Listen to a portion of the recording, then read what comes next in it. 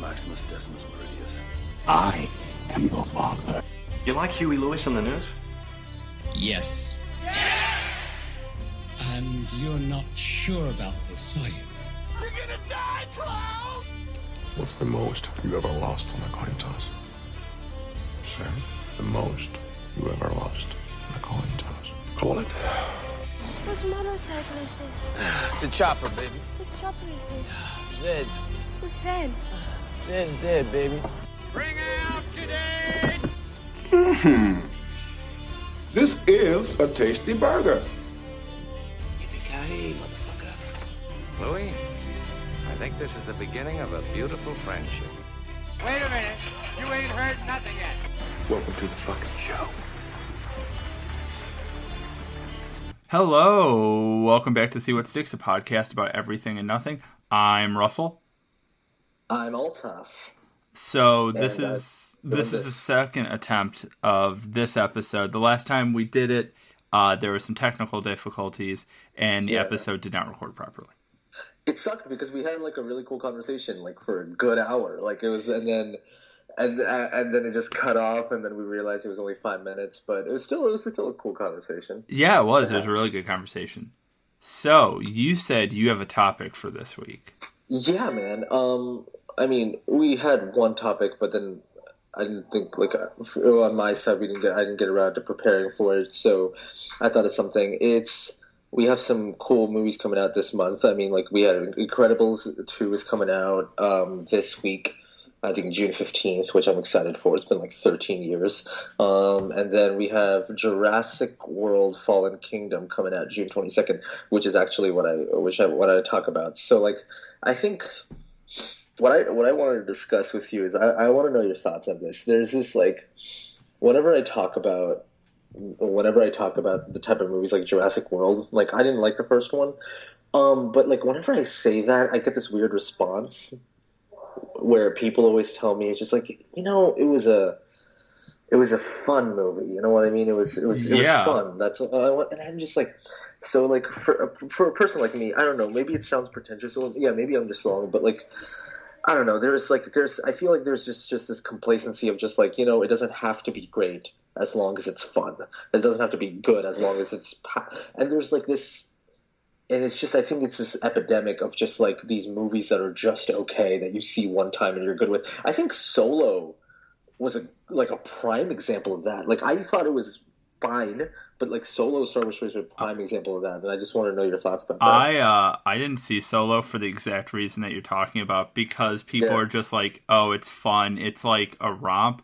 And you know what? Yeah. I might, since I'm home right now just doing nothing, waiting for my knee surgery, I might go tomorrow during the middle of the day because I have Movie Pass and just go see it. But, you know, I understand exactly what you're saying. And Jurassic World is a perfect example of a movie that's just, like, serviceable. And I think, serviceable or just fun is a really good way to put it.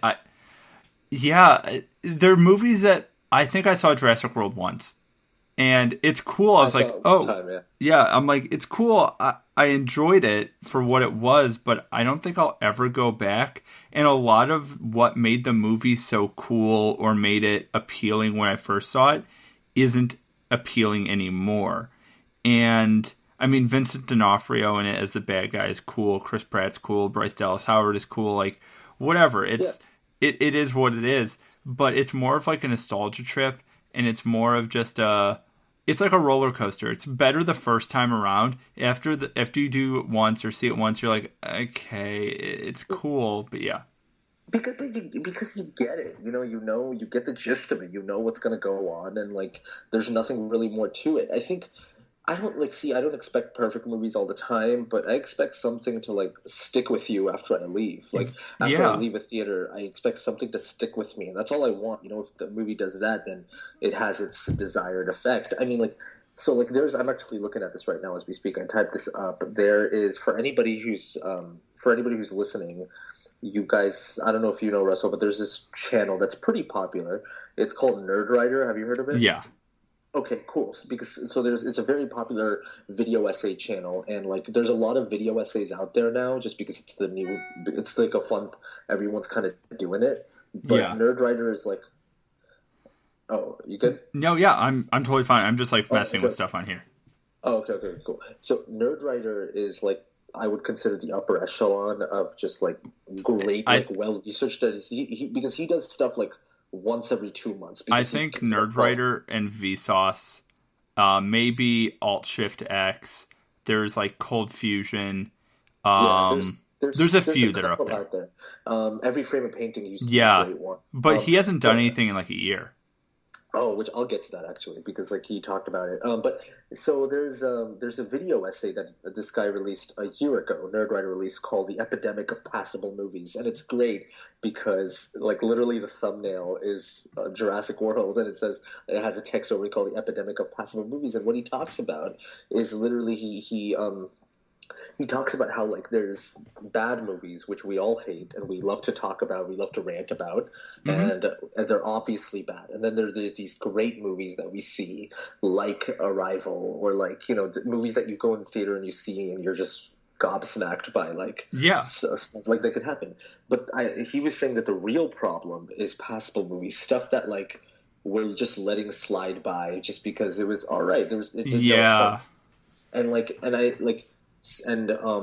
I thought that was really interesting because it is kind of true, because what people don't understand is that we're telling Hollywood what Hollywood is listening to us. People were saying Hollywood doesn't understand what the people want, and I think that's untrue. Hollywood is listening to us. They decide the movies they want to make based on like how much money we're giving them. So they judge the movies they want to make based off our wallet. Well, I think part of that. Yeah. Well, I think part of that, they do 100% see what we are responding to, and they see stuff like that.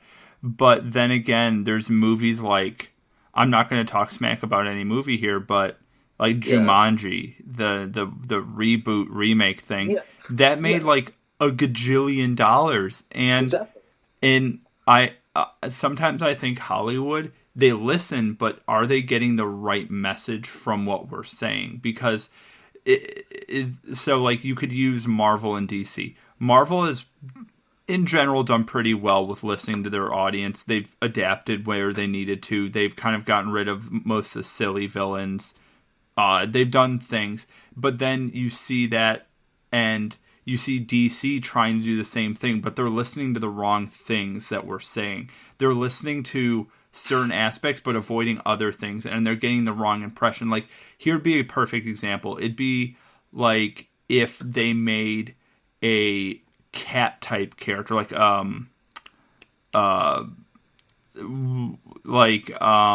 not someone famous. Let's say if there's a DC character who's like a cat but is not an African American or African character, and they're like, you know what, Black Panther did well, people must like Panthers. They don't get the idea of what the audience liked about that movie and why that movie was important. They're getting the wrong message.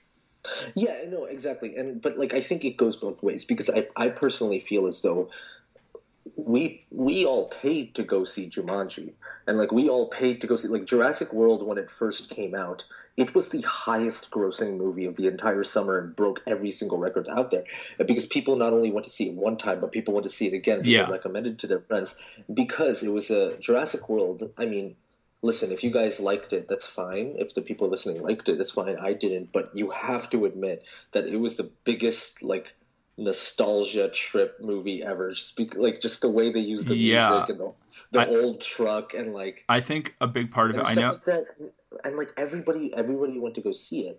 So obviously that means that like they looked at it and be like, okay, this is the highest grossing movie. They want more of this, and they want more nostalgia trip. Other studios look at that. So like, and people don't care anymore that it's like, it's not a great movie. They just care that it's like, it was a good time. Well, I think one time, you know what I mean? With part of that, yeah, I know Emma really enjoys the Jurassic Park, Jurassic World, Lost World, that whole thing, because she's super big into nature, loves that kind of stuff. And I know she really enjoyed Jurassic World. She's looking forward to Fallen Kingdom. Yeah. And there's an audience out there, and that's something she really enjoys. but also Emma isn't a person who goes to see every movie. And I think for a lot of people, not just like Emma, but a lot of people who don't go see every movie, they recognize that name, like, oh, Jurassic World, Jurassic Park. I saw that when I was in high school or whatever. And they go see that because of the nostalgia. And they're like, they can, because maybe they only see one movie a summer, and they're like, you know what? It wasn't perfect, but it was the one movie I picked to see, and that's why I liked it. And listen, that's not a bad thing. That's not a bad thing. I totally get it, because, like, you know, going to see a movie is expensive, and it's like you want to pick and choose the ones you're going to see, and you want like a guaranteed, 100%, like, a guaranteed thing. I think what's on the flip side, I think it's important to also pay attention to the movies that are not, like, you know, a big franchise movie. Every once in a while, you should. I feel like it's important for an audience member to take risks, and now it's even easier to take certain risks just because of like the services that are available, like Movie Pass. We've talked about it before. Yeah. I think with stuff like that, I think it's important for people. The reason I say that is because the reason, like right now, if there were more, if it was on the flip side and there were less big franchise movies and more movies that were just like weird, like Upgrade and stuff like that have come out, if there were more movies like that coming out, then the audience would not really have a choice but to see that movie a month. You don't want to pick and like try something new. And I feel like with Movie Pass, people can go and see more of these movies, and like it can create a ripple effect in terms of realizing that more people are going to go see this now. Yeah, I think that's happening. I think it's going to take time. I think a bigger thing with any of that is that, let's use the movie Shape of Water, for instance. It won Best Picture. I went to see it 3 times. I went with my parents, or I went with my mom one time. I went with Emma another time, and I went a third time by myself. In that order. Or maybe it wasn't. Maybe I flipped order. But I saw the movie 3 times. I tried to convince people to go see it, not even with me, but they didn't want to, because it wasn't a Marvel movie, because it was an independent property, and it was kind of a new IP. And it was one of those things. Sorry, people are blowing on my computer. It was one of those things that I think maybe the general public, in a lot of ways, does want to see new things, but maybe they don't. Maybe they just want to see a Marvel movie, and something like The Shape of Water that's different and makes you uncomfortable and asks some other questions. Maybe people don't want that necessarily, and maybe that's why those movies aren't getting made. And it kind of is sad, because I know you didn't get around to watching it, but do watch Brigsby Bear, because that movie gives me hope that weird films that are so out of left field but have some important things to say, kind of, can be created and can find success. I think even, it's a bad example, but good example, like Deadpool or Logan are 2 films that are in that cinematic, comic booky kind of universe. I know it's not the MCU, but those kind of movies that are like that but are different do get traction. And I think, in a weird sort of way, maybe the way for people to rediscover, like general audiences to rediscover, I don't want to say good movies, but something different, is to make them superhero movies. Like, make a noir movie, make a this, and then people be like, oh wow, noir is really cool, and then make more just noir movies. Or just, you know what I mean? I think that's interesting. I think it's like, I think what's cool is if you look at the Oscar nominated movies this year, it's actually, they did pretty well in the box office. Like, Shape of Water ended up making, like, out of a $19.5 million budget. I'm looking at Wikipedia, so the numbers might be a little skewed. Out of a $19.5 million budget, it made 194.7. So it did pretty well. And like, even Lady Bird and stuff like that, Get Out did outstanding, which everyone knows, like everyone would see. I think what's interesting is that I think the kind of, it's honestly, I think it's happening more and more where, like, I think there people are now, I know I was a little negative starting out, but what I found is, like, more people are actually trying to go out and see movies that are a little bit different now, just because there's this, like, fatigue going on. We've gotten so many superhero movies in the past that I think people are like legitimately interested in like finding things new. I think movies like Baby Driver, Get Out, Shape of Water, stuff like these movies have proven that you can still do it. I think what a healthy balance is. I mean, there's obviously, I think weird and like very niche movies are always going to be great to have, and I think the perfect balance is when you get that novel and mainstream and mix it together, right? Where you get a very interesting, very niche idea and mix it with something that's very familiar. Yeah. So like, I think instead of trying to make like with Jurassic, the only problem I had with Jurassic World is that it didn't explore anything new and just went all like 100% familiar. I have the same problem with Jurassic World that a lot of people do with the Fantastic Beasts and Where to Find Them, the Harry Potter verse thing. I think that movie is fine. A lot of people hate it. I think it's fine, but it doesn't do anything. I mean, it does do things new, but it doesn't do much new. It kind of is in the same universe, and it's a different time. It's a different character. There's slightly different things handled, but in essence, it's new guy, magical powers. There's an enemy. He defeats the enemy. There's setup for a sequel, and I understand that is oversimplifying it a lot. But if I want to see a different kind of thing, like the next one promises to have young Dumbledore, it promises to have like a different kind of thing. That's what they should have started with, because it is old characters.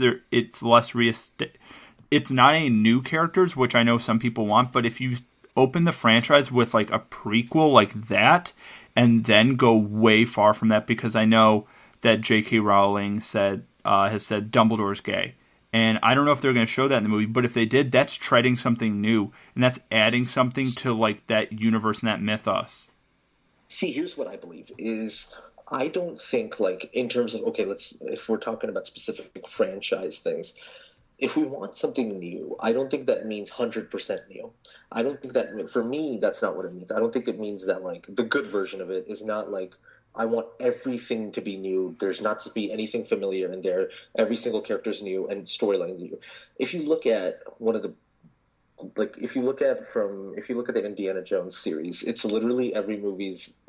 It's the same movie. Okay, Indiana Jones has to find this artifact. He meets a female like supporting with her. It's like James Bond. Like, it's quirky, and but like what's novel about it is how the action sequences are handled, how the conflict that Indiana Jones faces, and like how like. And what another thing is new is how his character is broadened a little bit. By each movie, you learn something a little bit new about him and how he handles things. And the third one is the biggest, where you learn about his family. I think that's cool because it's not like every movie is going to be completely entirely different. They know what fans like, so we're going to give them something familiar. We're going to give them something they know, like a storyline that they know, but at the same time, we're going to add new things and challenge them a little bit with different stuff. And I think that's the balance that I would love to see more of. You know what I mean? A balance of, okay, I recognize that, so it's not too far-fetched, and then also, hey, that's really cool. I'm seeing something new here, which is that's kind of like more of what I. You know what I mean? Yeah, so what do you think about other studios trying to do the expanded universe thing? I have my own opinion. I want to hear yours first, and then I'm going to get into mine. Well, for sure. Also, what is your opinion of... So you kind of answered already, but I guess I can kind of go into it, and then I want to hear what you think. So the whole thing with mediocre films, it's kind of pandering to a lowest common denominator, but... The one thing it is doing that's helpful is getting people into movies, and it's bringing money to the film industry, which is good to make more movies. And I know it's kind of like its foundation here. Like there's nothing, you're not treading any new ground. You're just you're repaving the same streets. But those paved streets, people are on them now, and people are watching them. People are talking about them, like Netflix, movies, everything. The film industry is becoming more expansive, and that's good. But is it detrimental that the reason they're becoming good is because of not great movies? That's the question.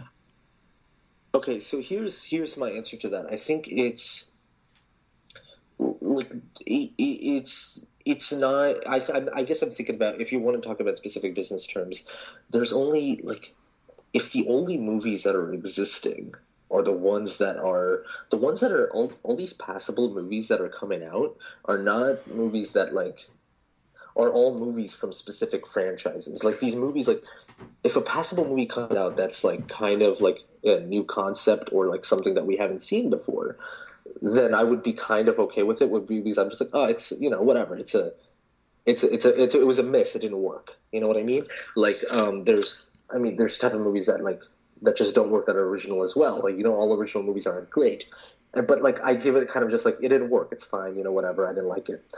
But I think the reason why it becomes an epidemic, the reason why it's bad, is you get a lot of passable movies from franchise movies, and people tend to forgive that.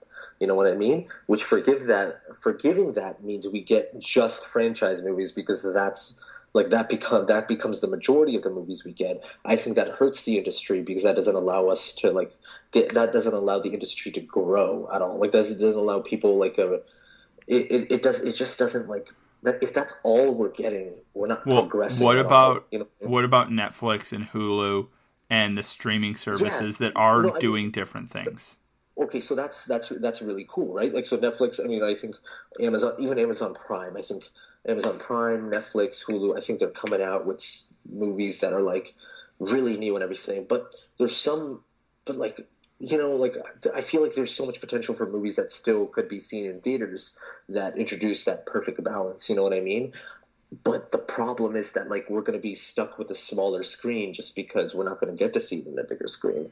And I think now there's movies like Three Billboards that I saw in the theaters, right? And I thought it was great. That movie, if it came on Netflix, I would like it the same. It wouldn't really make a difference to me. Shape of Water, imagine if we didn't get that in theaters. You know what I mean? I mean, Shape of Water is an extremely visual experience. So like for me, it's just like getting 3 or 4 movies a year that are a theater experience and come on, like that's crazy. Just 3 or 4 movies a year out of so many movies that come out. You know what I mean? Well, I think part of it is, though, with the difference with Netflix and the streaming services, Amazon Prime's a little different, but the difference between the streaming services and theaters is, maybe I'm wrong, but the streaming service movies don't get nominated for Academy Awards. They, I think. Okay, now Netflix, it's like rare. You don't get. There was that documentary about the cyclist. Is it? Yeah. There's a documentary that was a Netflix thing. I don't know if it just went to Netflix in post or that was the distributor. However, once Netflix films start being recognized by the Academy and get that same kind of thing where a Netflix film can be nominated for an Academy Award, I think that difference, and they can be nominated exactly the same, that difference between theater and non-theater will shrink. And I understand it destroys theaters and like that whole business side. And I understand films going into theaters can help the national conversation about something, especially like with films like Moonlight, that brought like Dallas Buyers Club as well, The Imitation Game, like they brought up conversations. And I know those movies are a few years old, but even this year with Lady Bird, I, Tonya, Shape of Water, Three Billboards especially, there's like conversations and people started talking about things.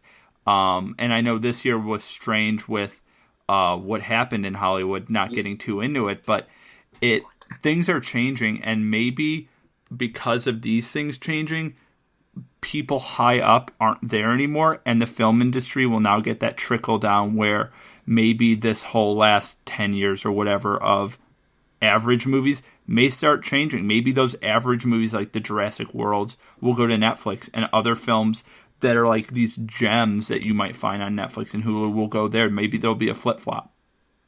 You know, here's what I hope for. I think because like I remember seeing a movie like Get Out. I remember seeing a movie Get Out in the theaters, and like that's an experience I haven't had in such a long time. Like seeing Get Out in theaters, because it was such a visceral experience seeing a movie that I didn't know what it was going to be about. I saw one trailer, I didn't get any information from it. Going into it and not only like I mean, yeah, I love the movie, but just like the experience made it 10 times better because I remember watching it at home and I still love the movie because it's a great movie. But then I didn't like get that same feelings. I was like, there's still something to be had in going to a theater and seeing a movie. Yeah, you know 100%. I think not, but there's some movies that they don't need that, and it's okay if they're not on Netflix, and I love that. You know what I mean? They get a second life.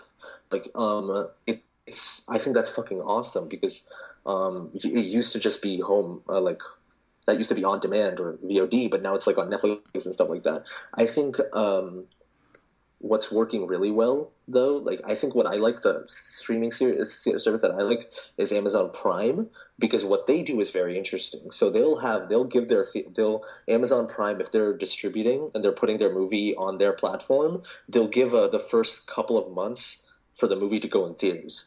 So the first couple of months the movie will go in theaters, and then after 2-3 months it'll go straight on its platform. Well, yeah.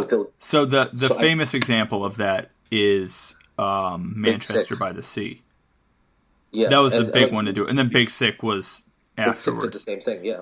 And see, those movies nominated for Academy Awards, one of them winning Academy Awards. I don't think Big Sick won anything. The Big Sick got nominated for screenwriting. But for Kumail Nanjiani and his wife, Emily. Yeah. But yeah, so no, I understand what you're saying, and I think a big part of all of this is you and I have a different outlook on this or viewpoint on this, right. From not just being like working with movies as a thing, but also people who see a lot of movies. And I think if you were to go up to a random person on the street who you know, or just even a random person, and just say, hey, what do you feel about the film industry for this, and this? You know, most people, not for in a bad reason, probably for a good for like the better, don't know that much. And I think if everyone became such an expert on the film industry, people would go crazy. And, you know, a lot of people, Justice League is an example, didn't do amazing. But a lot of people I know love Justice League. And they're like, you know what, it was a fun time. And you know what, I think for movies like that, that's what it needs to be. It doesn't need to be the next, this is a bad example, but it doesn't need to be the next, Jaws. I was about to say Schindler's List. Not a good example. But it doesn't need to be the next Jaws. It doesn't need to be the next Indiana Jones. And I don't even think people compare Marvel movies to, Indiana Jones. I don't think, maybe Iron Man 1, maybe one or two of them are going to be looked at 30, 40 years from now as being whoa. Just like all the Westerns. Maybe a handful of them people still watch today and they hold up. The rest of them, the 10,000 other ones, people forget, or there's fans who like them, but 30, 40 years from now, which ones will we remember as the films to define that genre?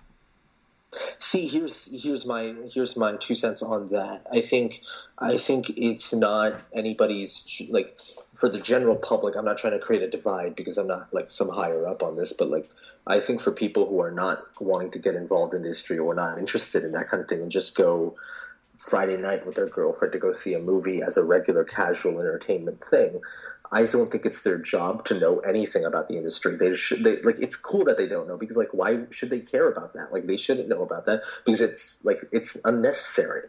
I think so I'm just they should just go to the movies and that's fine because that's your job. But I think on the other side, it's the industry's responsibility and it's people who have an extra love for movies, who have it's another level for us.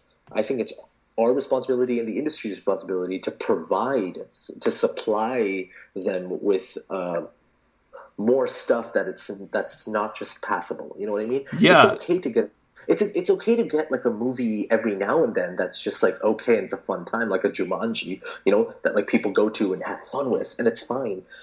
But it's our responsibility to try our best to provide more. Well, I think that's my point because it's not the audience's fault. It never is. You know what I mean? And I know how I started out with it's just it's what we pay money to. But I think now that I think about it, at the end of the day, it goes from the other side because if I was just a regular if I was not interested in the movie industry at all and I was just a regular guy who just went to go see a movie like I did when I was a kid, yeah, I wouldn't care for seeing like I wouldn't care for seeing The Shape of Water. I would want to see the next Avengers or whatever. You know what I mean? I think that that's part of it, and yeah, that's definitely part of it. Is depending on what your demographic is with the audience, and you know there aren't. I don't think maybe I'm wrong. You can disagree with me. You can debate me on it. There has not been a movie to hold up to the Lord of the Rings since the Lord of the Rings, and that's not just because I'm a giant Tolkien fan, but there is not one film since 2003 that has made that kind of impact on the film industry, on like how we view movies.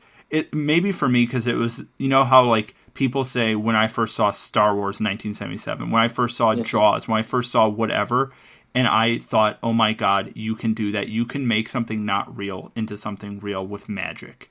And that's, or maybe Harry Potter. Harry Potter could be up there, but not all of them. For me, yeah. And, you know, if for those films, there hasn't been anything like that recently.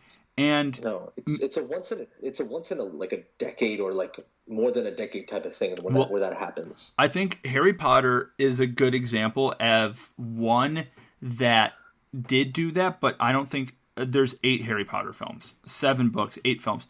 I've read all the books, I've seen all the movies. I think out of the 8 films, maybe 6 of them, maybe 5 are incredible. The other ones are good, and they're not even just serviceable. They're really good. They're better than most movies that come out in that kind of genre.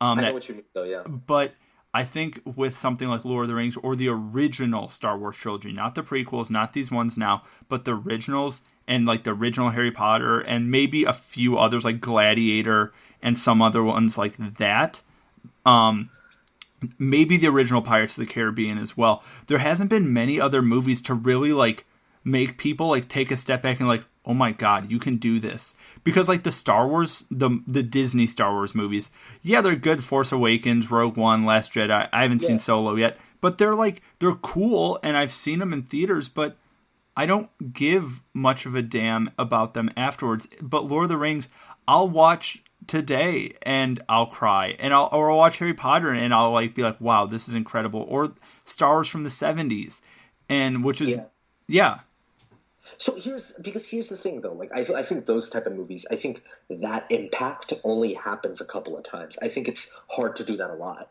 and so it's cool when it happens, and it makes like a shattering impact that will last such a long time. Like we'll be talking about Lord of the Rings, Harry Potter, Star Wars for like so long. It's crazy to think about, and we're still talking about it. But like, why don't you think Marvel is going to do that?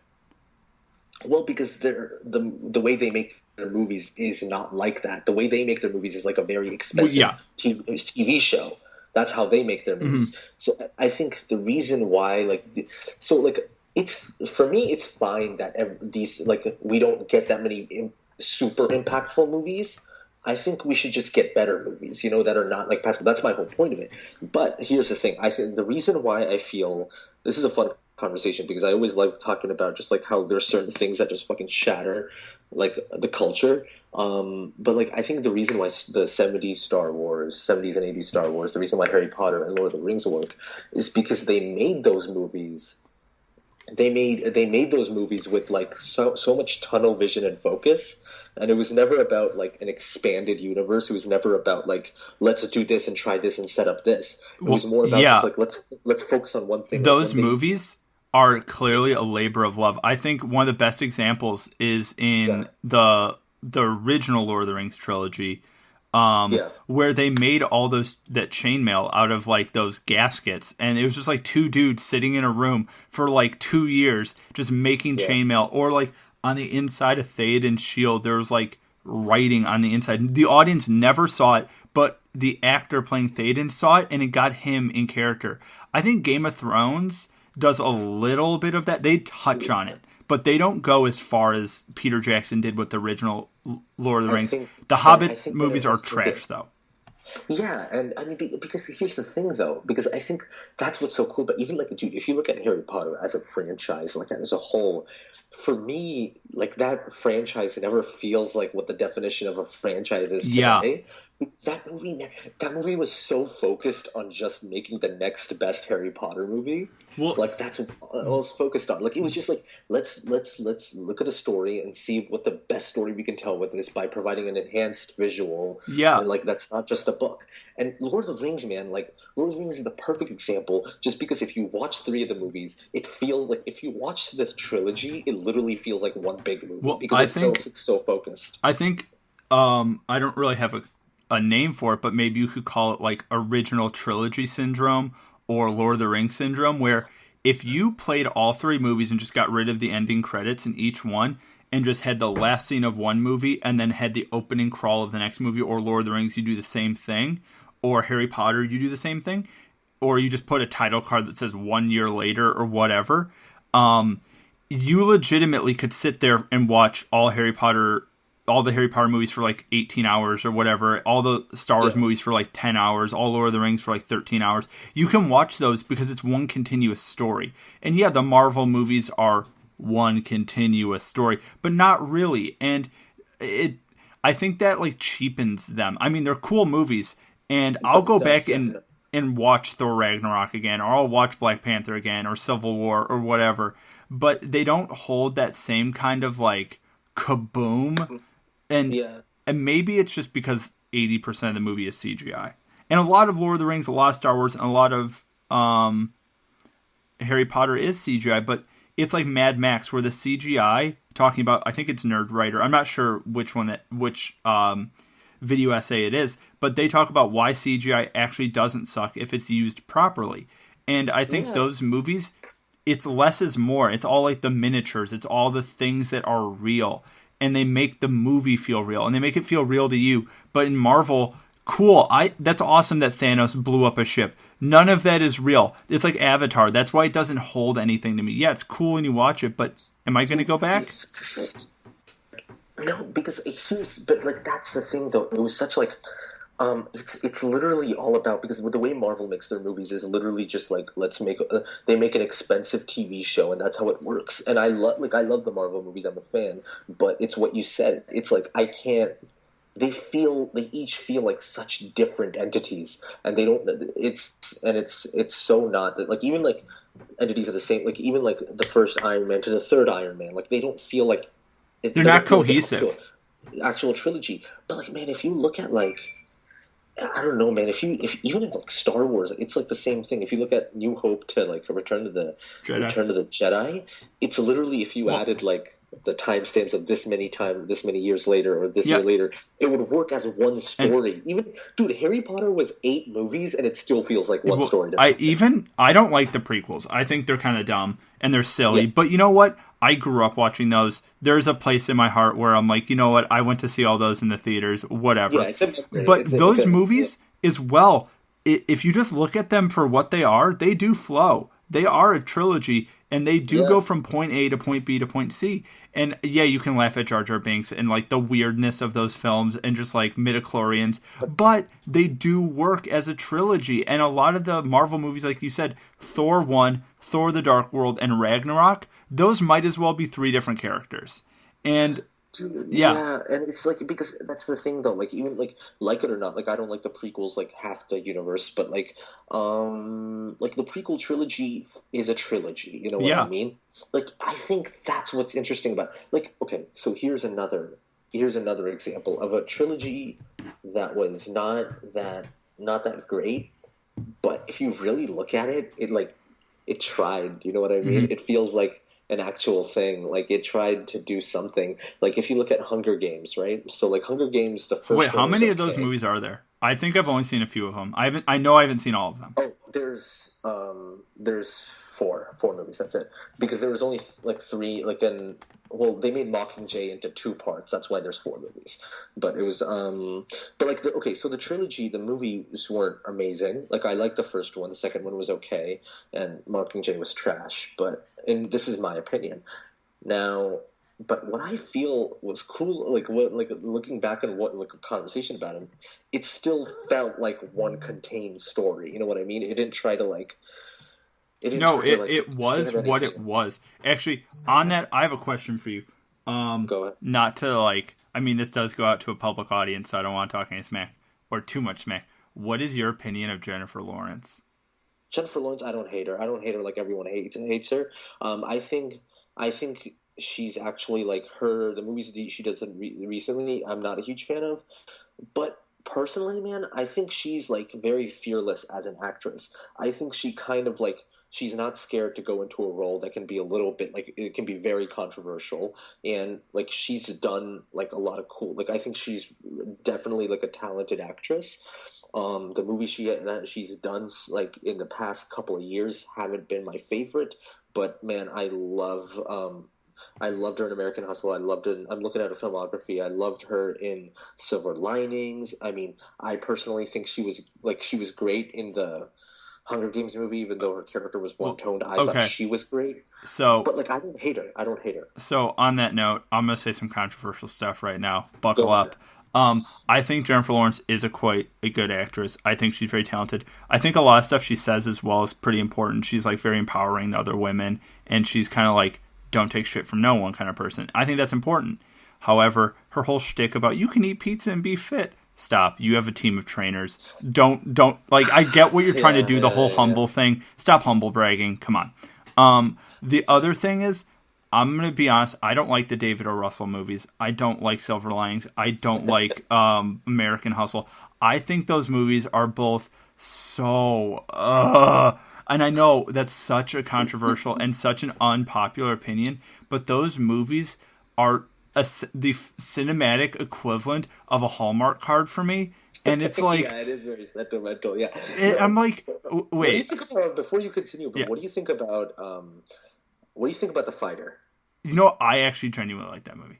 I think The Fighter is super cool. That's usually what people say because everyone who doesn't like David O. Russell always likes The Fighter. The Fighter is also it's different though. It's Fighter because American Hustle and Silver Linings Playbook are the same film.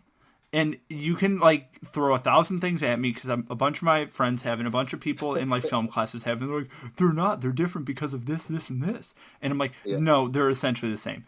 And that's not a bad thing. Like, but I just don't love those movies. And, you know, Christian Bale in American Hustle is good. And Bradley Cooper is good. And Jennifer Lawrence is good. And Jeremy Renner is good. But it's like... Dude, I saw him in theaters, and I legitimately, all I can remember is Bradley Cooper running around in a trash bag, and he gets, like, cheated on or something, and then there's, like, a dancing sequence. That's all I can remember. And there's movies I've seen before that I've only seen once in theaters that I could tell you way more about. Here's one I can do. Terminator, the one with Christian Bale, Terminator Salvation. I can tell you more about that plot, which I've seen one time, that came out before American Hustle than the plot of American Hustle, which is which is a better film. It's just so drab. It is legitimately a boring Hallmark card. Dude, I don't know, man. I like David O. Russell. I think his movies are, for me, like for my taste and everything, I enjoy them. I think I do get it though. Like I understand because I have a friend who doesn't like David O. Russell as like almost as much as you because like he like literally has the same sentiment towards him. But again, he loves The Fighter. But it's funny. That's the thing with those. But like it's he was telling me about, like what he was telling me. He was like The Fighter felt like it had something to say. Yes.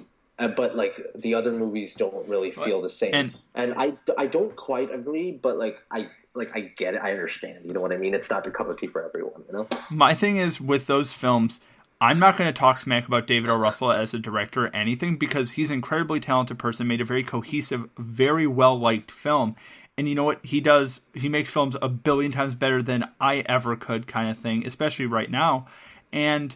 You know, I just don't like the movie. That's not me because every time I say something like this on the podcast, I get an email saying, like, you're just a hater, blah, blah, blah. I don't hate him. I don't like the movie. There's a huge difference. Like, I love... Yes, I do.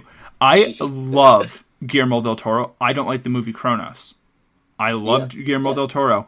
I don't like Cronos. And that's not me. That's like, I'm a huge Wes Anderson fan. I have a Wes Anderson, like, one of those fan... art things that Emma got me. It's like all the posters, but it's like fan versions. You know that's probably beautiful, yeah. Yeah, and the thing is, I don't love the movie Bottle Rocket. I know it's his first movie and it's a little different than all his other ones. I don't love Bottle Rocket, and I know this is going to be controversial. I'm not a gigantic fan of Fantastic Mr. Fox. I mean, it's great. Wait, I have a question for you, because this is always like, people disagree with me on this, but I really liked, like, one of my favorite Wes Anderson movies. It's not my number one, but I really like the Darjeeling Unlimited. I love it too, and people hate it. I don't know why. Thank you so much, because I was like afraid, because like no one ever agrees with me on that. Like, I don't know why people don't like that movie. You know what? I think that movie with Owen Wilson, Jason Schwartzman, and Adrian Brody, like those three together are incredible. And the whole movie's like on a train, and it's really it's like a contained story. Like Grand Budapest Hotel is probably his best film. Just objectively speaking, that and Moonrise Kingdom are both fantastic, and they're very West. I love Isle of Dogs as well, but like Darjeeling Unlimited, Tenenbaums, Tenenbaums is Rushmore for like Wes Anderson. Like Tenenbaums is like, it's crazy how well Wes Anderson was able to handle so many characters. Like, it was nuts to me. And that, well, I mean, Grand Budapest, he did a lot more, but still. You know? But Grand Budapest also, he was like not at the height. He's probably still at his height of fame. But Grand Budapest is one of those things where he now has the clout to do this. But before, like even with Life Aquatic with Steve Zissou, it's a smaller film, but it's still like, oh my god, this is so iconic. This is so great. You could look at it like, I hate comparing things to Pulp Fiction, even though there's Pulp Fiction in the intro to this. Pulp Fiction is such a joke in the film industry now, because it's like every person who's seen 5 movies loves Pulp Fiction. I mean, it's a movie that, like, whether you're a film fan or not, they do quote Pulp Fiction. It's like, I was gonna put a quote from The Big Lebowski in the intro, the "Get Out of Our Quiet Oceanfront Town" Lebowski. I was gonna put that in there, but it didn't fit. But it's a movie like that. I love The Big Lebowski so much, but it's one of those other things where I'm like, objectively speaking, you can look at it and you're just like, oh god. But and what? What's there's a movie that I was talking about with my dad recently. Oh, Princess Bride is another one of those that, like, it's a sleeper hit. Like, I think there will be a lot of movies that come out right now, maybe Silver Linings Playbook, maybe these, that aren't incredible, like, audience and critical reception right now, but give it 10 years and they'll be the cult hit. Dude, I'm interested in that, because I think the masters, you mentioned Big Lebowski, I think the masters of a cult hit is like fucking the Coen brothers. They for some reason they perfected how to make like a cult classic movie. You know, they know their movies are not going to do amazing, but like it'll take some time, but people will catch on. You know what movie I think is going to become a big cult hit in the future? There's 2, Logan Lucky and 7 Psychopaths. I think those 2 movies in 5 or 10 years are going to blow up again, and people are going to be like, what the hell are these? I mean, they're very similar-esque movies. Those movies are both incredible. Dude, I'm so glad you mentioned Logan Lucky. No one talks about that movie. That movie is so good. It's hilarious. And how awesome was it that, like, out of all the people to do that kind of movie was Soderbergh, like, who knows heist so well. Like, he knows that genre so well. And the cast, when I first saw the trailer to that movie, I'm like, what? It looked crazy. Is this? And then, like, the whole thing with James Bond, Daniel Craig, yeah. The whole thing with Daniel Craig and his horrible American accent, it's hilarious. Like, and it's kind of like the same as Hail Caesar with the Coen brothers a few years ago. I thought it was good. I think Logan Lucky and 7 Psychopaths, it's the same guy, the same director who did 3 Billboards, who's very Coen brothers-esque style. But I think those movies are going to be the ones that people talk about 15 years from now. They're going to be like a Big Lebowski. Or, you know what? I think I Love You, Man. I love that movie. I think movies like that will be a Big Lebowski, where people watch it 15, 20 years from now and be like, this is hilarious. Why was no one talking? I Love You, Man is cool. It's a movie that, like, again, like a lot of people forget about, but it's like, you know, it's a nice bro movie. It's a bromantic movie. It's a bro date night movie. If you and your bro want to have a date night, you watch I Love You, Man. That's kind of a thing. And speaking of heist movies, real quick, I want to mention this because I saw it last week, and you've probably seen the trailer for it. And trust me, the trailer puts out a tone that is totally not the movie at all, but it's a great movie. Have you heard of this movie called American Animals? I've heard of it. Yeah. okay, so if you watch the trailer for it, the trailer makes it out to be this like quirky like heist movie that a bunch of high school kids pull off, and it's based on a true story. Yeah. But it's heist, but it's such like it's a little bit darker and it has comedic moments in it, but it's like, dude, it's more of like a thriller than anything else. It's a heist thriller like where you're literally on the edge of your seats. I remember the third act is one of the best like third acts of a movie I've seen in such a long time, and also it has like the way it does the way the film is structured, it has the real like, so it has the actors who play the counterparts of the real life heist that happened. It's based on a high school heist. No, it's based on a college heist that happened where these like in college there was this library where the book is still there, where there's this very expensive book that an artist had a collection of artists, and it was worth like millions of dollars. So these group of people that are basically in their early 20s, kids our age, decided that like for different reasons they both decided to group together, pull off a heist and steal that book, and it's based on that, and off a library. So like it's based on that. So in the movie the real life counterparts are there, but they're like they're talking straight to the camera in an interview style, and then it cuts to like the movie story actually unfolding with characters. So it's like it's a documentary style mixed with an actual narrative storyline. I like that. And so it's like District 9 in that way, where it's like documentary, narrative, documentary. But it's like, no, but like the way they do it is that like there's parts where it feels it's an actual movie where it's not like documentary style at all. It's like an actual movie. And then it cuts to the real life counterparts talking about how shit went down. You know what I mean? So it's like, I see, yeah. The movie's not filmed documentary style. It's like legit a movie, and like the way it's shot too. Like this, you could see the filmmaker had a specific vision and everything, and it was really cool. But on a completely separate note, I actually have a question.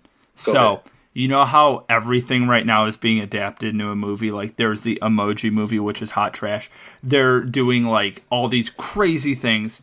What I know it's going to happen eventually, and maybe not this. But you are alive in 2018. This is dating this episode. This is coming out in June of 2018.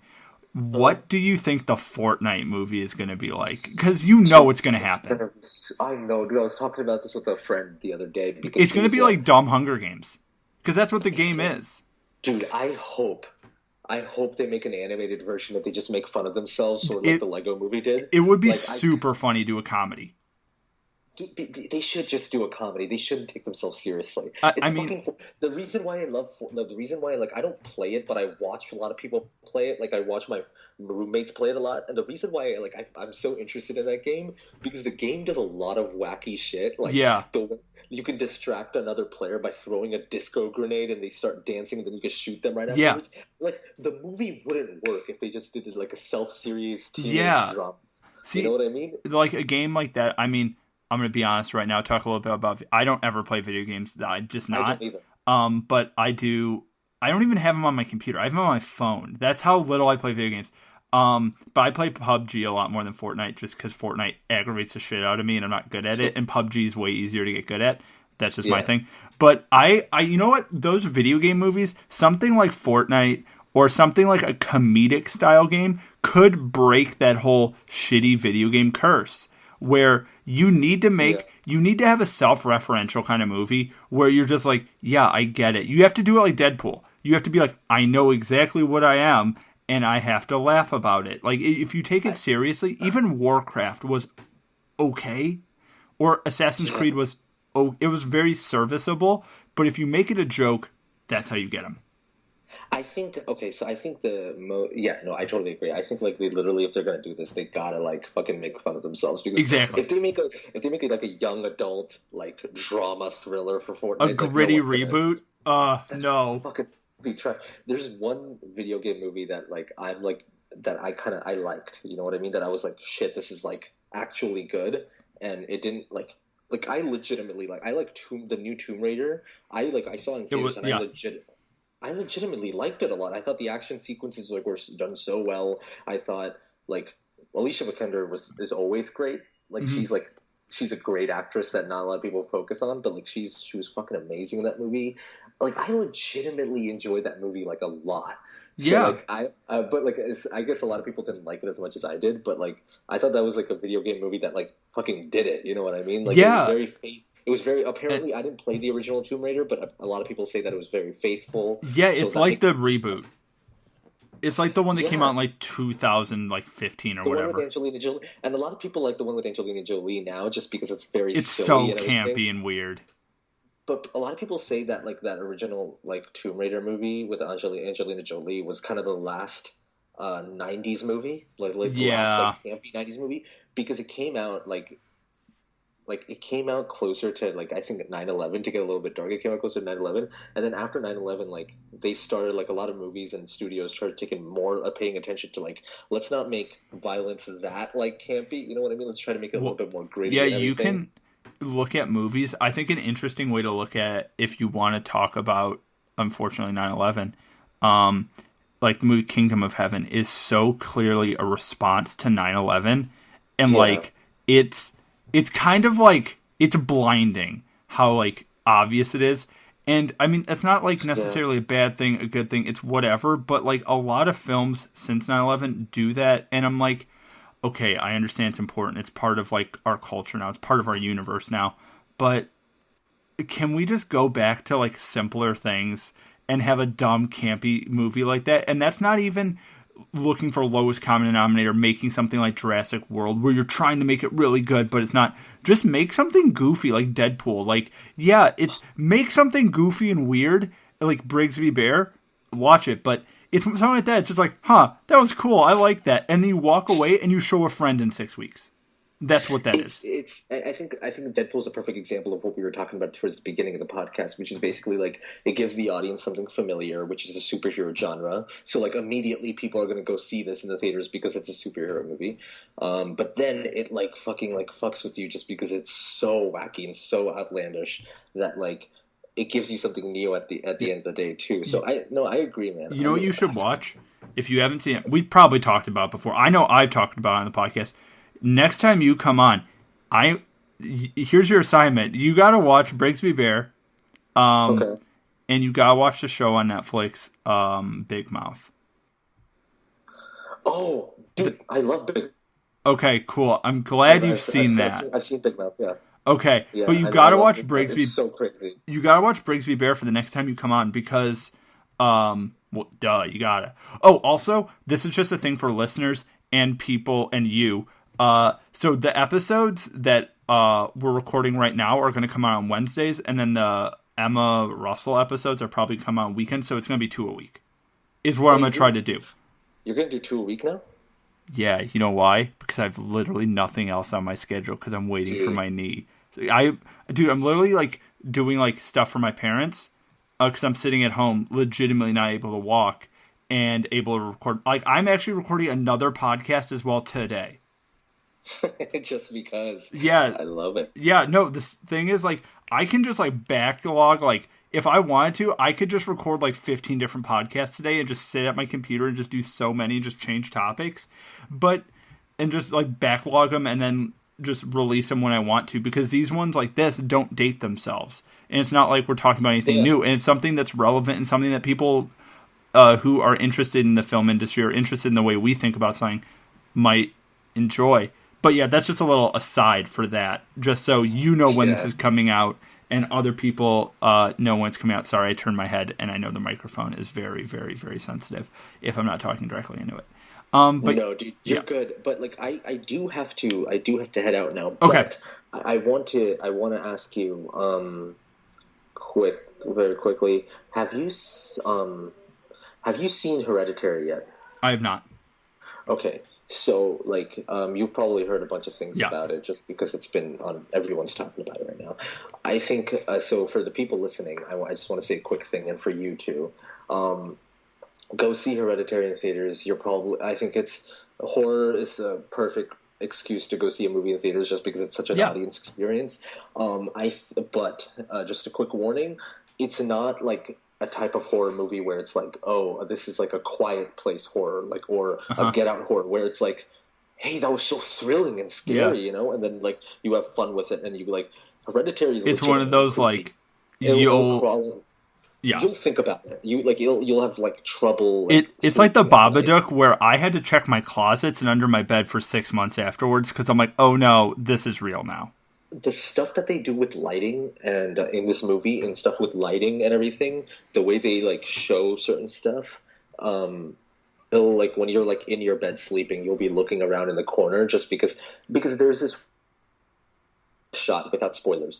There's no spoilers. I'm not going to give spoilers away, but there's the way they do certain scenes is that like like at the way like horror movies reveal a certain thing, and cut to it.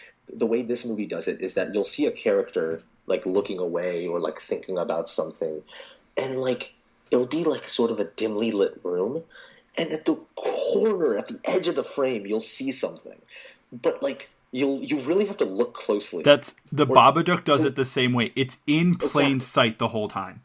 So you won't like you have to like kind of be like, wait, am I seeing what everyone else is seeing, or am I just like thinking about something? And then you'll realize that the people around you in the theater are slowly noticing it. They're like, oh fuck, it's like right there. And so I think that's what's great about the Babadook, and that's what's great about this movie. I think it gives like it's a really much an audience experience because it's also a slow burn. Just to give a warning, it's not type of horror where you're immediately going to be like like your heart's going to be pumping. It's a very slow burn. That's the way it feels certain stuff, but like man, like the tone is set from the beginning to the point where you're immediately uncomfortable. I would want to watch the Babadook or something like Hereditary with a group of people having already seen it and just watch them watch it. Like you're not even really watching the movie, you just want to watch them and be like, cool, I want to know what your response is to this next scene. And I love that about theaters. Cool, dude, because I think it's so cool because recently we've been getting into horror movies that are like good, like they're really good, like A Quiet Place or Get Out, where like we're kind of used to horror movies, but like the thing about it is like we're kind of used to like good horror movies being movies that are like kind of just like, oh, that was nice and fun and thrilling. I like this one because it literally just like, no, this is straight up creepy as hell. And that's you're gonna think about this for a bit. I think the one that came out this last year and then the one that's coming out next year are a little bit like that. They're a little bit of a fun, oh, that was fun, but a little bit of, oh God, like that was good. It has that like feeling of just like, it is still fun. And I'm not saying Hereditary is not like fun, but Hereditary is mostly about setting a tone to make you feel uncomfortable. Yeah. And it's not like aggressive. It's not like we're going to make you feel uncomfortable. That's our intention. It still has a story to tell. It's mostly about family grief. It's about the grieving process for a family, like how you deal with. And this is not a spoiler because it's in the trailer. Yeah. But like when you see a death in a family happens, how do you deal with that as a family? And so like it's the main storyline is about that. So like it still has a story to tell, and there's still intention. It's not just meant for you to feel uncomfortable. You do though. Like from the beginning of the movie, it's like it sets a certain tone with the music and everything. I like that. And like I think as a film fan, if people listen to this are filmmakers or like a film fan, you'll love the opening shot of the movie. Like just the way it opens and it like. It's the opening shot of the movie itself is something to go worth watching. But I would recommend seeing Hereditary in theaters if you already have it with a good group of people. Awesome, yeah. And so you said you gotta go? Yeah, I gotta go now. Okay, so I'll end the podcast. Hey, so that was the podcast. That was Altaf on, again, this is his second appearance on the show. This was a little bit of talk about the film industry. Altaf will return. This is See What Sticks, a podcast about everything and nothing. I'm Russell. He's Altaf. If you want to contact the show, it's always in the description of the episode. Twitter, Instagram, Facebook, email, everything. Please contact the show. We love it. I'm setting up a Patreon for the show as well, so that'll be there. Thank you so much for listening, and I'll catch you on the next one. Goodbye.